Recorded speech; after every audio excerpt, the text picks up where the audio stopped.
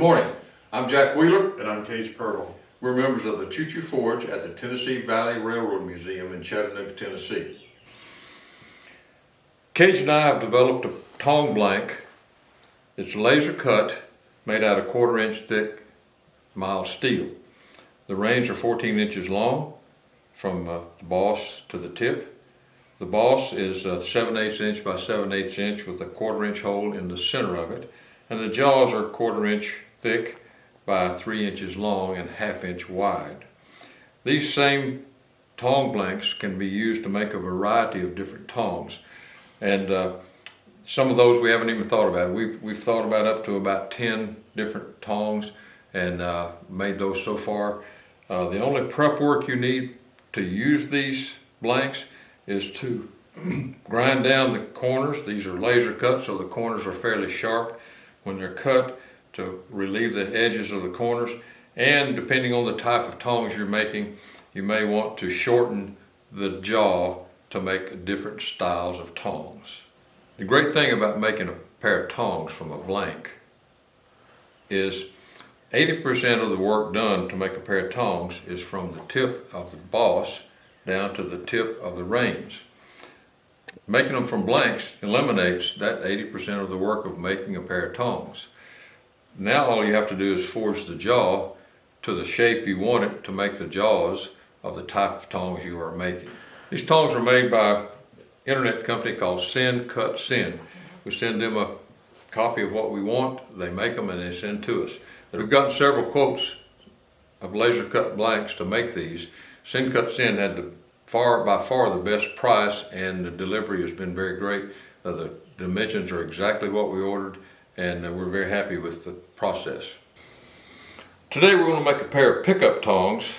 These pickup tongs are made from the blanks we described earlier, and they're forged, the jaws are forged flat on the ends, and these are used to retrieve items out of the fire without disturbing the fire too much, or without dropping the item down into the bottom of the fire so it can never be found again, never to be seen again until sparks show up in your forge, coming out of your forge.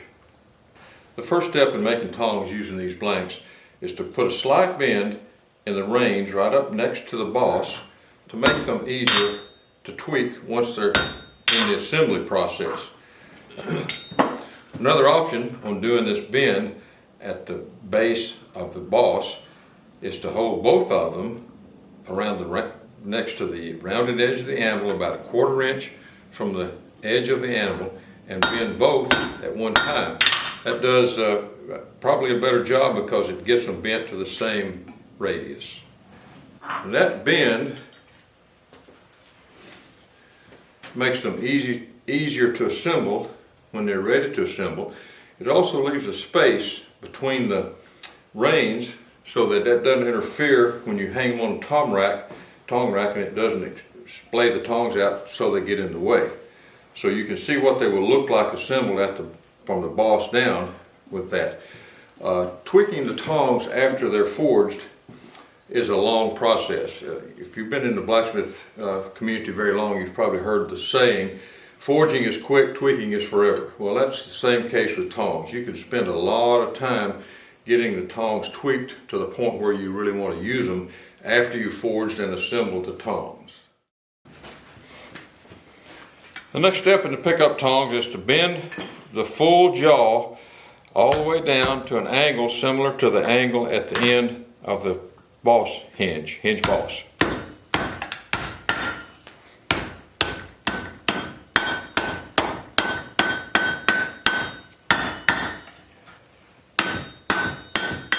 Then, on top of the anvil, I'll forge this smaller all the way out to the end.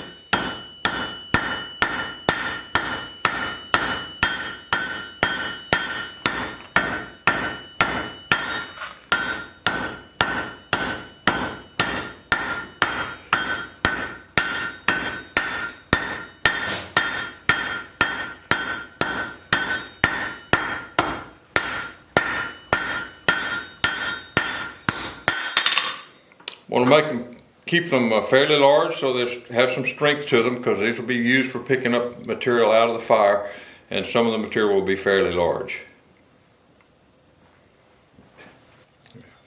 Repeat that process with the second side and make sure they're fairly equivalent in the angle and the length of the jaws.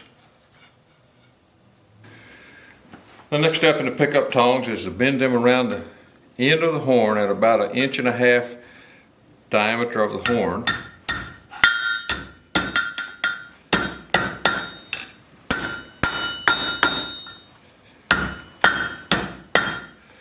So that they are radiused about that much. The next step is going to be to bend this end out at about 70 degrees over the edge of the anvil. I'll take another heat to do that to make the actual gripping jaw of the pickup tongs. Bending the end of this out is a fairly simple process. We don't want a long end, we want a medium short end over a fairly square edge of the anvil.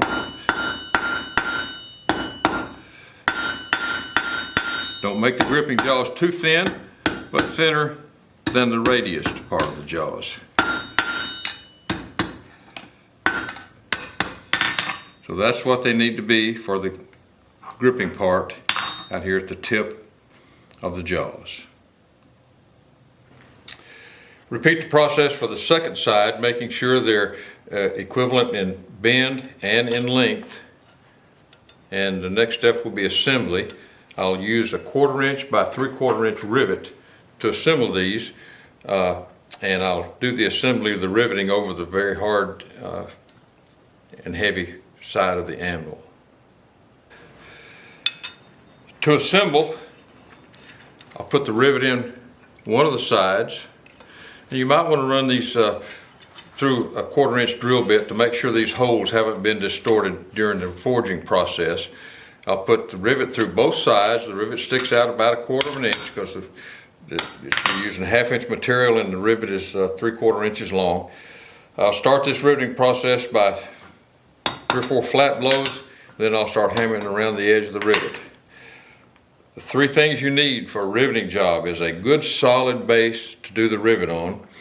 The rivet needs to be straight up and down when you start, and you need flat hammer blows for the rivet to begin with. If your rivet's sticking out much farther than that and you don't use flat hammer blows, or if you don't hold it straight up and down, that rivet's going to bend and you won't like the results of that.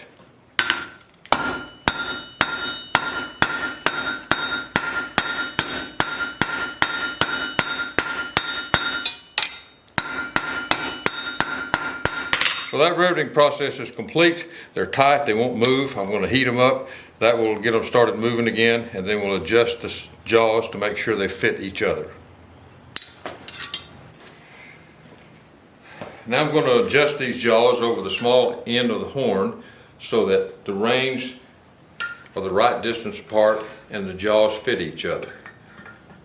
So I'll pull the reins down, since it's hot, to be a little closer together. I'll put them over the horn and I'll even up the ends.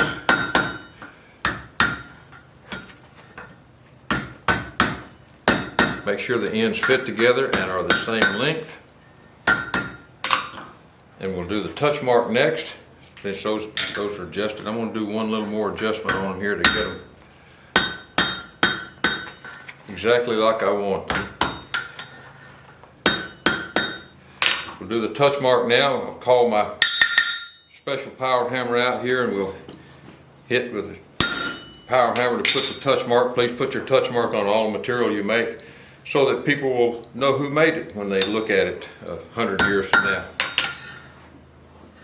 So those are adjusted. Next I'll heat the reins here at the upper end, and I'll put a little dog leg in the reins to make them fit one over the top of the other. The next step is to make these reins fit one above the other. To do that, I'll have to put a little dog leg in each rein to make them lay one above the other. A dog leg is pretty much one hammer blow there and one hammer blow there. That puts them very close to being one above the other.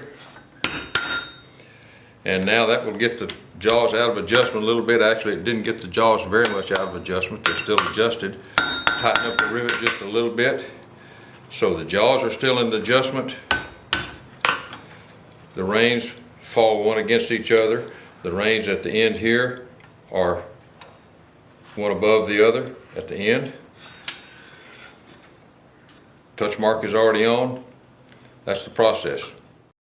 So this is the final product. You can see if we have a very tiny piece of steel in the fire and you want to dig it out of there, if you use a big pair of tongs, it'll push it further down in the fire. This should be able to reach right down in the fire, pick it up, and bring it out of the fire. It won't push it down into the bottom of the fire, never to be seen again.